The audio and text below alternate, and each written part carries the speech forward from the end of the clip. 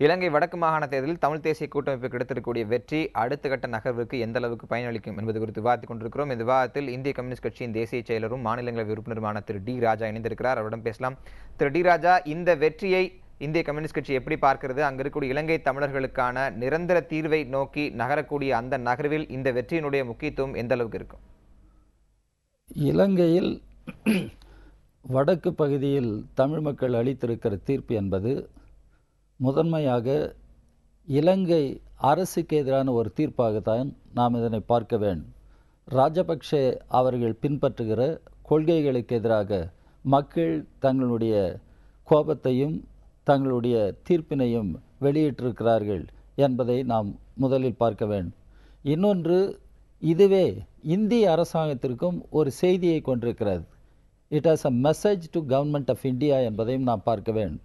இனியும் இந்திய அரசாங்கம் முன்பு நடந்து கொண்டதை போல இப்பொழுதும் நடந்து கொள்ள இயலாது. தமிழ் மக்கள், அங்கிருக்கிற தமிழ் மக்கள் இன்றைய சூழலில் அவர்களுடைய உணர்வுகளை வெளிப்படுத்தி இருக்கிறார்கள், அவர்களுடைய தீர்ப்பினை வெளியிட்டிருக்கிறார்கள். இன்றைக்கு இலங்கையில் இன்றைக்கு இருக்கிற சூழலில் இலங்கை தமிழ் மக்கள் வாழுகிற பகுதியிலிருந்து இராணுவமயமாக்கப்படுவது நிறுத்தப்பட வேண்டும், சிங்களமயமாக்கப்படுவது நிறுத்தப்பட வேண்டும். தமிழ் மக்களுடைய நிலமெல்லாம் இன்றைக்கு பறிக்கப்பட்டிருப்பது மீட்கப்பட வேண்டும், தமிழ் மக்களுக்கு அவை கிடைக்க வேண்டும், தமிழ் கலாச்சார அடையாளங்கள் எல்லாம் காப்பாற்றப்பட வேண்டும் என்று தமிழ் மக்கள் தொடர்ந்து போராடி கொண்டிருக்கிறார்கள். இன்னும் சொல்லப்போனால் காணாமல் போனவர்கள், ஃபோர்ஸ்டு டிஸப்பியரன்ஸ் என்பது இலங்கையில் தொடர்ந்து நடைபெறுகிறது. இதற்கெல்லாம் தமிழ் மக்கள் இன்றைக்கு நியாயம் கேட்டு போராடி கொண்டிருக்கிறார்கள். அதிலிருந்து போர்க்குற்றங்கள், மனித உரிமை மீறல்கள் குறித்து சர்வதேச சமூகத்தினுடைய கவலை வெளியிடப்பட்டிருக்கிறது. அரசியல் தீர்வு வேண்டும் என்பது வலியுறுத்தப்பட்டிருக்கிறது. நாம் தொடர்ந்து பேசிக்கொண்டிருக்கிறோம். ஆர்டிகல் 13 13வது பிரிவு இது குறித்து விவாதிக்க வேண்டும், தமிழ் மக்களுக்கு அரசியல் தீர்வு வேண்டும் என்று சொல்லிக் கொண்டிருக்கிறோம். ஆனால் இலங்கை அரசு திட்டவட்டமாக சொல்லியிருக்கிறது, இந்த ஆர்டிகல் 13 என்பதை நாங்கள் ஒப்புக்கொள்ளவில்லை என்று சொல்லியிருக்கிறது. எனவே இலங்கை தமிழ் மக்களுக்கு அரசியல் தீர்வு என்பதற்கான போராட்டம் தொடர்ந்து நடைபெற வேண்டியிருக்கிறது. அது இலங்கை தமிழ் மக்களே முதன்மையாக அந்த போராட்டத்தை நடத்த வேண்டும், நடத்தி கொண்டிருக்கிறார்கள். சர்வதேச சமூகம் எந்த அளவிற்கு தமிழ் மக்களுக்கு துணையாக இருக்க முடியும் என்பதை நாம் யோசிக்க வேண்டும். குறிப்பாக இந்தியாவில் இருக்கிற நாம் யோசிக்க வேண்டும். ஆனால் இன்றைக்கும் இந்திய அரசாங்கம் பின்பற்றுகிற கொள்கைகள் நமக்கு மிகுந்த கவலையை ஏற்படுத்துகிறது. இந்திய அரசாங்கம் இன்றைக்கு இலங்கைக்காக 2 போர்க்கப்பல்களை, அதுவும் கோவாவில் இருக்கிற நம்முடைய பொதுத்துறையை சார்ந்த கப்பல் கட்டும் நிறுவனத்தில் 2 போர்க்கப்பல்கள் கட்டப்பட்டு இலங்கைக்கு வழங்கப்படும் என்பது சொல்லி இருக்கிறார்கள். இதனை இந்திய அரசாங்கம் மறுக்கவில்லை. இதுவரையிலும் அரசாங்கத்தில் இருக்கிற சில மத்திய அமைச்சர்கள் தமிழ்நாட்டில் பேசுகிற பொழுது அப்படி ஒன்றும் நடைபெறாது என்கிறார்கள். ஆனால் மத்தியில் பிரதமர் அலுவலகத்திலிருந்து அது இன்னும் மறுக்கப்படவில்லை, அதை செய்ய மாட்டோம் என்று அவர்கள் சொல்லவில்லை. இதற்கு பல ஆதாரங்களை நான் கொடுக்க முடியும். யூபிஏ முதல் அரசாங்கம் இருந்தபொழுது கூட, இடதுசாரிகள் அந்த அரசாங்கத்தை ஆதரித்த பொழுது கூட இலங்கையோடு ஒரு இராணுவ உடன்பாட்டை, டிஃபென்ஸ் அக்ரிமெண்ட்டை செய்வது என்ற நோக்கம் இருந்தது. அப்பொழுது தமிழ்நாட்டை சார்ந்த திரு வைகோ போன்றவர்கள் கூட பிரதமரிடம் மனு கொடுத்தார்கள், அப்படி ஒரு டிஃபென்ஸ் அக்ரிமெண்ட்டை செய்வது கூடாது என்று. அந்த காலகட்டத்தில் இந்திய கம்யூனிஸ்ட் கட்சியின் சார்பில் இப்படி ஒரு டிஃபென்ஸ் அக்ரிமெண்ட் செய்கிற நோக்கம் இந்திய அரசாங்கத்திற்கு இருக்கிறதா என்று நானே கேட்டிருக்கிறேன். அப்படி ஒரு நோக்கம் இருக்குமானால் அதனை கைவிட வேண்டும். இன்றைய சூழலில் இந்தியா அதனை செய்வது கூடாது என்று நான் குறிப்பிட்டிருக்கிறேன்.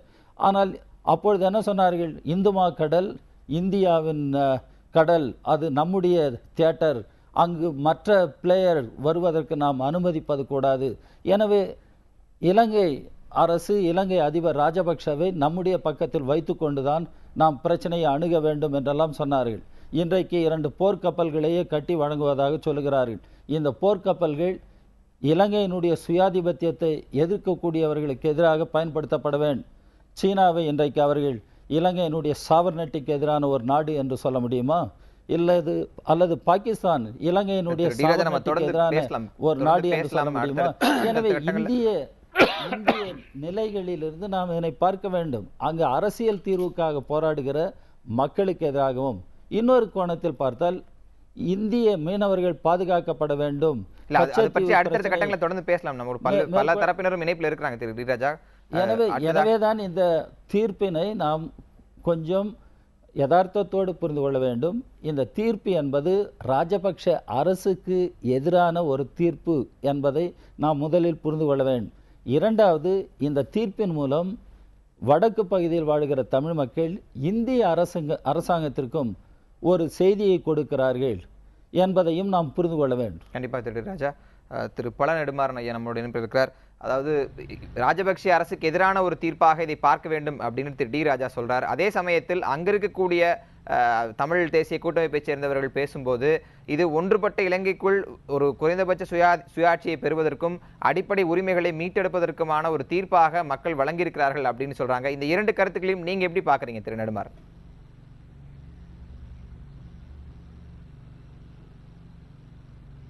நம்முடைய நண்பர் சுரேஷ் பிரேமச்சந்திரன் அவர்கள் சொன்னது போல இப்போதுள்ள நிலைமை ஒன்றுபட்ட இலங்கைக்குள் ஏதாவது தீர்வு கிடைக்கிறதா என்று அவர்கள் முயற்சி பார்க்கிறார்.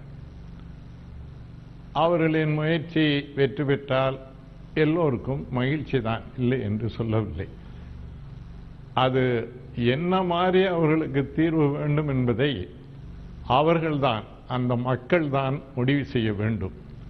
இதில் மற்றவர்கள் தலையிடுவது பொருத்தமாக இருக்காது என்பதை நான் உணர்கிறேன். அதே வேளையில் இந்த தீர்ப்பு ராஜபக்சேக்கு எதிரான தீர்ப்பு. அதே நேரத்தில் இந்திய அரசுக்கு அங்குள்ள மக்களின் மன உணர்வை புரிந்து கொண்டு செயல்பட வேண்டும் என்று இந்திய அரசுக்கு எடுத்து கூறுகிற தீர்ப்பாகவும் இதை நாம் பார்க்க வேண்டும். இந்திய அரசு இந்த பிரச்சனையில் அந்த மக்களின் உணர்வுகளையோ அல்லது தமிழ்நாட்டு மக்களின் உணர்வுகளையோ மதித்ததாக தெரியவில்லை. தமிழக சட்டசபை அனைத்து கட்சியினரும் ஒன்று கூடி பல தீர்மானங்களை இந்த பிரச்சனை சம்பந்தமாக நிறைவேற்றி இந்திய அரசுக்கு அனுப்புகிறார்கள். தமிழக முதலமைச்சர் பல கடிதங்களை இந்திய அரசுக்கு அனுப்புகிறார். இதையெல்லாம் தாண்டி நாங்கள் செய்வதைத்தான் செய்வோம் என்ற நிலையில் இந்திய அரசு செயல்படுகிறது. 2 போர் கப்பல்களை இப்பொழுது கொடுக்கிற விஷயத்தை பற்றி நம்முடைய தோழர் ராஜா அவர்களும் மதிப்புக்குரிய இல கணேசன் அவர்களும் குறிப்பிட்டார்கள். ஆனால் எதற்கு அந்த கப்பல்கள் அவர்களுக்கு? இலங்கைக்கு பகை நாடு எதுவும் பக்கத்தில் கிடையாது. இந்தியாவை தவிர வேறு எந்த நாடுமே கிடையாது. இந்தியா இலங்கையின் நட்பு நாடு என்று நம்முடைய பிரதமரே அடிக்கடி சொல்லுகிறார். அப்படி இருக்கும்போது இந்த போர்க்கப்பல்கள் எதற்கு? குறிப்பாக நம்முடைய தமிழ்நாட்டு மீனவர்களை சுட்டு வீழ்த்துவதற்காக இந்த கப்பல்களை இலங்கை தொடர்ந்து பயன்படுத்தாது என்ற உத்தரவாதம் கொடுப்பதற்கு மத்திய அரசு தயாரா? ஏற்கனவே கொடுத்த கப்பல்களை வைத்துக் கொண்டு அவர்கள் யாரை சுடுகிறார்கள், யாரை கொண்டு குவிக்கிறார்கள்? இந்த நேரத்தில் நான் ஒரு நிகழ்ச்சியை இங்கே நினைவுபடுத்துவது பொருத்தமாக இருக்கும் என்று நினைக்கிறேன். மதிப்புக்குரிய வாஜ்பாய் அவர்கள் பிரதமராக இருக்கிறார். இனிய நண்பர் ஜார்ஜ் பெர்னாண்டஸ் அவர்கள் அன்றைக்கு பாதுகாப்புத்துறை அமைச்சராக இருக்கும்போது 2 கப்பல்களை இவர்கள் இந்திய அரசு இலங்கைக்கு கொடுக்க இருக்கிறது என்ற செய்தி தெரிஞ்சு நம்முடைய சகோதரர் வைகோ அவர்களும் நானும் அன்றைக்கு இருந்த பாதுகாப்புத்துறை அமைச்சர் ஜார்ஜ் பெர்னாண்டஸ் அவர்களை சந்தித்து முறையிட்டோம். அவர் சொன்னார், அப்படி எதுவுமே கிடையாது என்று சொன்னார். இல்லை, நம்பத்தகுந்த செய்தி இது, நீங்கள் தயவு செய்து சரிபாருங்கள் என்று சொன்னபோது நான் அலுவலகத்திற்கு சென்று விட்டு இன்று மாலை திரும்புகிறேன், அலுவலகத்திலே அதை சரிபார்த்து விட்டு நான் வருகிறேன், மீண்டும் மாலையில் சந்திக்கலாம் என்று சொன்னார்.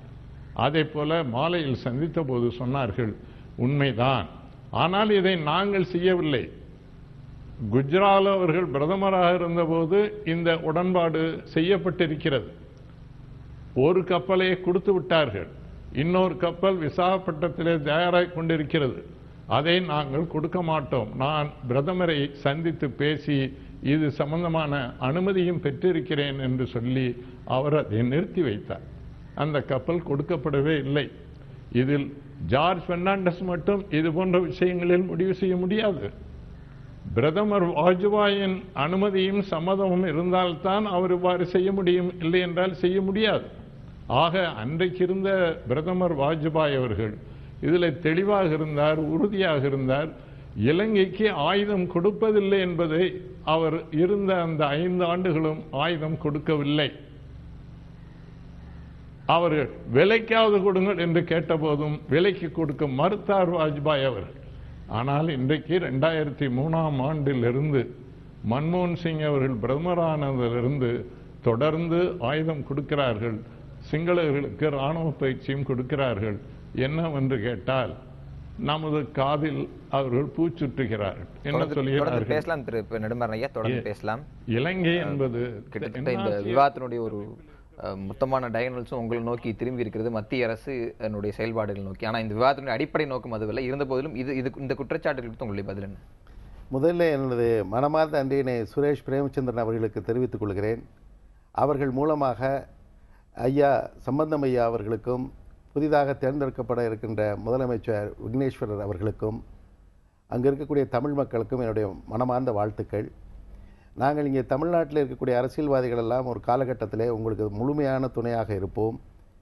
இன்றைக்கு வெவ்வேறு கருத்துக்களை சொன்னாலும் இதற்கெல்லாம் அப்பாற்பட்டு அங்கே இருக்கக்கூடிய மக்களுடைய மறுவாழ்வு, இந்திய அரசு கடந்த 4 ஆண்டுகளிலே செய்திருக்கக்கூடிய 58,000 கோடி ரூபாய்க்கான திட்டங்கள், செயல்பாடுகள், இவை அத்துணையும் இனிமேல் அரசு இயந்திரத்தின் மூலமாக செய்யாமல் மக்களால் தேர்ந்தெடுக்கப்பட்ட முதலமைச்சர் மூலமாகவும் அதனுடைய சட்டமன்ற உறுப்பினர்கள் மூலமாகவும் மற்ற மக்களுடைய பிரதிநிதிகள் மூலமாகவும் செய்ய வேண்டும் என்று விரும்புகிறோம். அவ்வாறு விரும்புகின்ற பொழுது இன்றைக்கு மக்களால் தேர்ந்தெடுக்கப்பட்டிருக்கக்கூடிய இந்த ஆட்சி முறையின் மூலமாக மக்களுக்கு அந்த திட்டங்கள் விரைவாக சென்றடையும் என்ற நம்பிக்கை எங்களுக்கு இருக்கிறது.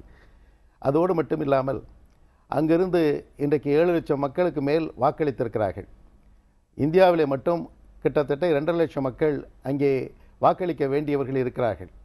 அவர்களெல்லாம் தங்களுடைய வீடுகளையும் தங்களுடைய நிலங்களையும் திரும்ப பெற்று அந்த பகுதியிலே சென்று வாழ்ந்து அடுத்த தேர்தலிலே அங்கே 10 லட்சம் பேர் தமிழர்கள் சார்பாக வாக்களிக்கின்ற அளவிற்கு ஒரு நாட்டை உருவாக்க வேண்டிய பொறுப்பு, ஒரு மாகாணத்தை உருவாக்க வேண்டிய பொறுப்பு இன்றைக்கு தமிழ் தேசிய கட்சிக்கு இருக்கிறது. அதனால் இந்த வாய்ப்பினை பயன்படுத்தி அந்த நாட்டு மக்களுக்கான அத்துணை ஆதாரமான தேவைகளையும் பூர்த்தி செய்ய வேண்டிய பொறுப்பினை முழுமையாக செய்வதற்கு இந்திய அரசு என்றைக்கும் துணையாக இருக்கிறது. எங்களுக்குள் இருக்கக்கூடிய வேறுபாடுகள் அங்கே இருக்கக்கூடிய மக்கள் மத்தியிலே பிரதிபலிக்க வேண்டிய அவசியம் கிடையாது.